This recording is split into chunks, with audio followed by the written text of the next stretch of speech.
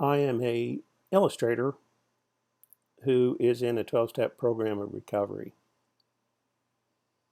I've been making drawings based on the early writings of Bill Wilson. His big book of Alcoholics Anonymous was written in the 1930s, and the basic text of it has never been changed since then. And I've been looking up some of the words used in that book in an old dictionary to make sure I'm getting the correct definitions. However, I noticed in a different sense, he was using throughout the book certain metaphors. A metaphor is an image or a comparison that helps you see the truth. You look at one thing and you understand the point that he's trying to make about another thing.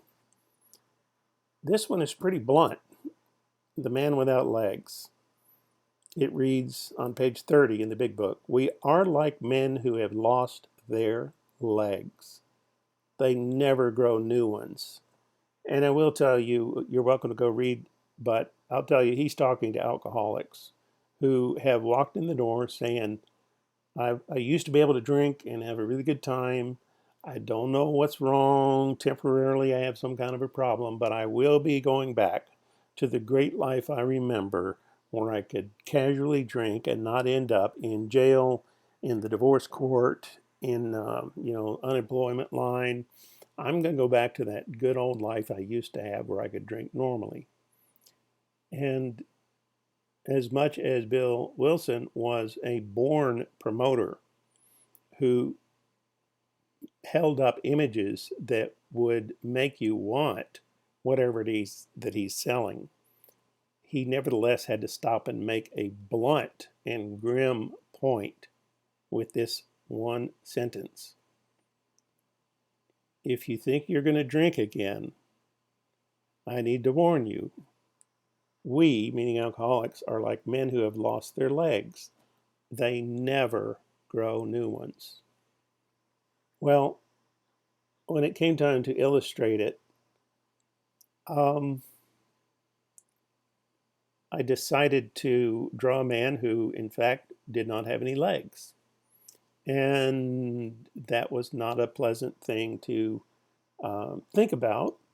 I have my legs. I cannot imagine how I would function without them, but people do. And this is a gentleman who evidently has made some accommodation and a realization and acceptance that his legs are gone and they are not going to go back.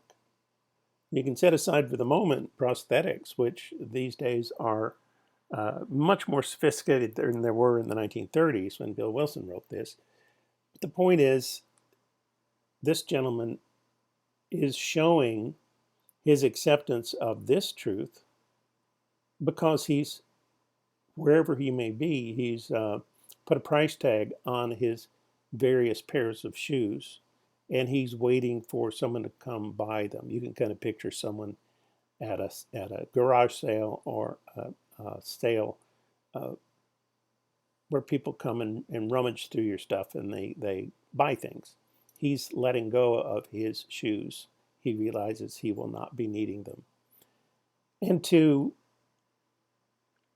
I guess, put a point on it, here are photographs of him on the wall when he was a baby, taking his first step.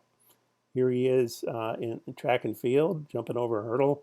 Here he is climbing a mountain, something that most people probably couldn't do without two legs, although people have done it. And here he is enjoying ice skating.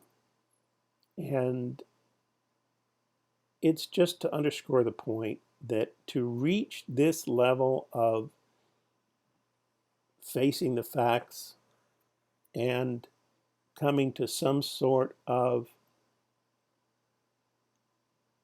peace with your new reality, that's what Bill Wilson was asking people to confront, and he did not sugarcoat it. And I think that's remarkable. I really do. If you think about the other things he said and did over his life, they were very upbeat and uplifting and really would get you wanting to buy whatever he was selling. But in this point, he pulled no punches. There's always more at 12drawings.com.